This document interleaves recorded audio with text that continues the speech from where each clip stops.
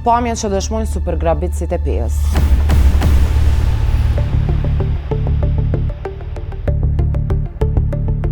Gratë të cilat punojnë në markete, baranatore e institucione financiare, ishin viktima të shpeshta të 2 djemve nga PE-ja. Një hetim i gjeri prokurorisë së PE-s zbardhi se Trembelegu e Albania janë të dyshuar për qindra grabitje. E për të njëjtit, pati edhe urdhër arresta.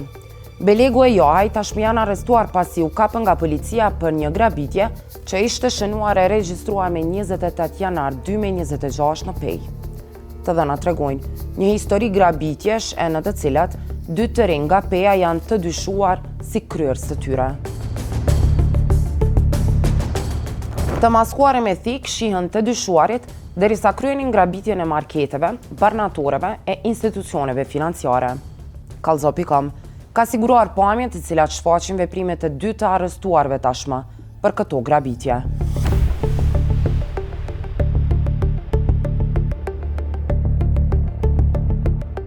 Pamjet e siguruara tregojnë kryesisht veprimet e 2 të dyshuarve të cilat i kishin ndërmarrë në një barnatore e në një institucion financiar.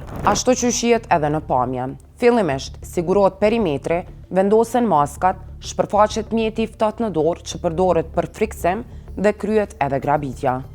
Në bazë të dokumentit që ka siguru ekipi ynë, në databazën e policisë së Kosovës, Trembelegu figuron si involvuar në të paktën 303 raste. Në 302 prej tyre ka rolin e të dyshuarit. Madje, për të njëjtin, ka pasur edhe një urdhër arrest. E Alban Johaj, në bazë të databazës së policisë së Kosovës, rezulton i involvuar në 134 raste, prej të cilave në 129 prej tyre është në cilësinë të dyshuarit. Për të njëjtin, ka pasur hiç më pak se 11 urdhër arreste.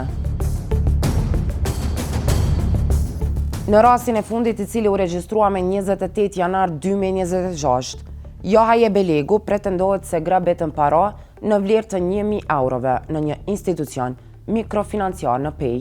Të dhënat policore tregojnë për dyshime në përfshirje në qindra raste të tjera të cilët kanë kryer 2 të pandehurit, të cilët aktualisht gjenden në masën e paraburgimit.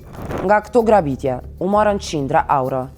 Si pjesë e grupit, prokuroria tashmë ka nisur hetime edhe për një person tjetër, roli të cilit ishte roje e mbikëqyrje derisa kryhej grabitja.